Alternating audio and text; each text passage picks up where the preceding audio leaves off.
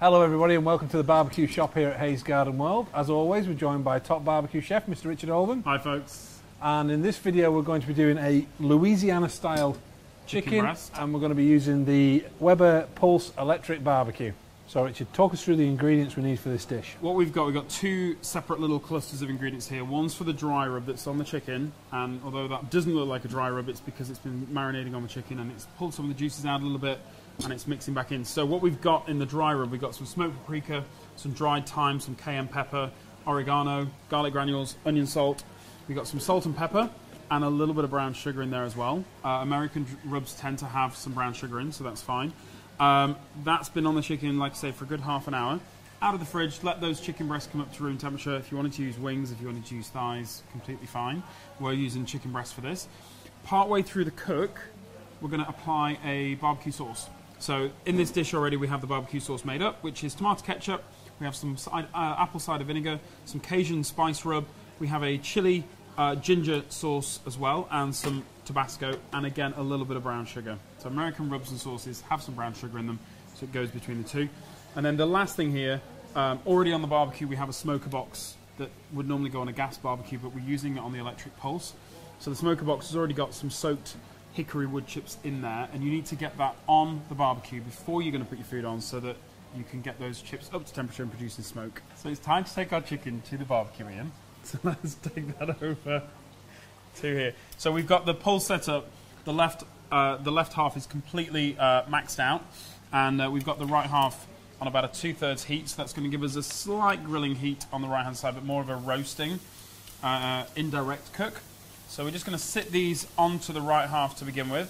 You can see we've got the smoker box on there, which for those of you with a gas barbecue, you'll know that this goes straight onto the Flavorizer bar. Pop the lid down. Oh, actually, before we do that, we're on the pulse, so we can use the little temperature probes. So, do you want to explain the temperature probes while I just... So the pulse grill's got it's got iGrill built into it. So fire an app, I can set the temperature, and that one, no, that one. Set that there. Set it to 74 degrees. So you're selecting the type of meat, aren't yep. you? Yeah. Set it through, and away it goes. So what will happen now is when that food reaches 68 degrees centigrade, the pulse and the iPhone will start beeping me to tell me, alerting me that the food's nearly ready. So it draws your attention, and when it gets near, it starts pulsing faster to remind you. I like the little link there, pulsing. Yep. Yeah, okay. So we can monitor the food without having to lift the lid. So if you're at home now, you can go back into the kitchen and carry on with what you do. What sort of range does that have? About 150 feet. Okay. So yeah, you've got a good distance for a normal size house. Now what I'm going to do with these chicken breast pieces is we're going to cook these to about mid-60s, low to mid-60s.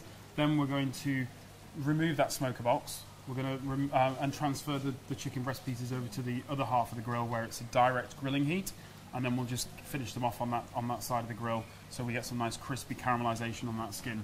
But yeah, we'll keep an eye. We'll use the iGrill to keep an eye on the temperature, and once they get to that low mid-60s, we'll do just what I said. So what's the iGrill telling us? It's telling us the front one's at 64 degrees and the back one is also at 64 degrees. Amazing. So we are that kind of mid to low 60s. Yep.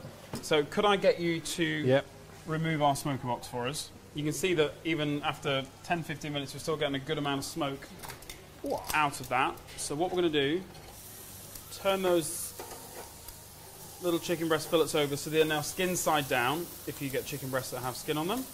So skin side down.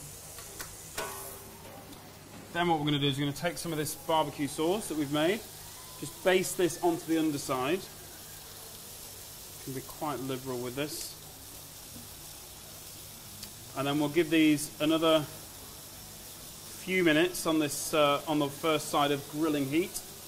We'll allow the sauce to just reduce a little bit and go sticky. Then we'll turn them over so that the skin side is upwards, and then we'll baste them again, and then hopefully they're not too far from being done.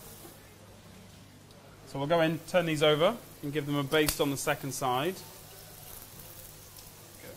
So a nice little wiggle, just loosens them if they're still a little bit sticky. Okay. Pop that down there. Let me grab our barbecue sauce. We'll give these another glaze. So Ian, what temperature are we getting on the iGrill there? We're at 72 at the moment. Okay. on both of them. Okay, so if we just pretty much, we are there. What we'll do is we'll just pop that lid down, give those another minute, let the barbecue sauce just reduce a little bit so that it will be a little bit stickier, nice sticky barbecue glaze, and then we'll take those off and we'll serve them up. So let's have a look. What temperature are we showing on our iGrill? Sorry. I know what temperature it says, but let's just do it for the purpose of the video. We're at 76. 76. So I'm going to take these off. And we are using a separate set of utensils. Let's just take that little probe out. Sit that there for sit that there for 2 seconds. Now just remember, even though the little rubber shoulders on the probes are heat resistant, they're not cool to the touch. Yeah, they're still hot. So just use your noggin when you are handling these things. There we go. So that can go down there, and we'll turn that off, and we get a little beep to say that it's going off. Yep. So Louisiana chicken. Let's have a cut into one of these. You normally let it rest a little bit. You would normally let this rest. You absolutely would. Yes, I normally say that. You'd normally let this rest for as long as you've cooked it for, or something like this, at least 10 to 15 minutes. Wrap it in foil, and you'll be amazed at how that food will stay nice and hot. And if we just slice straight through one of these, you can see cooked chicken, beautifully cooked chicken all the way through, nice and succulent and tender. And we'll have a look at the tenderness with a little taste. So we've put the rub on these. I'll leave that one for you. Thank you. We've put the rub on these to begin with. Given that about a half-an-hour marinade. Roasted those off.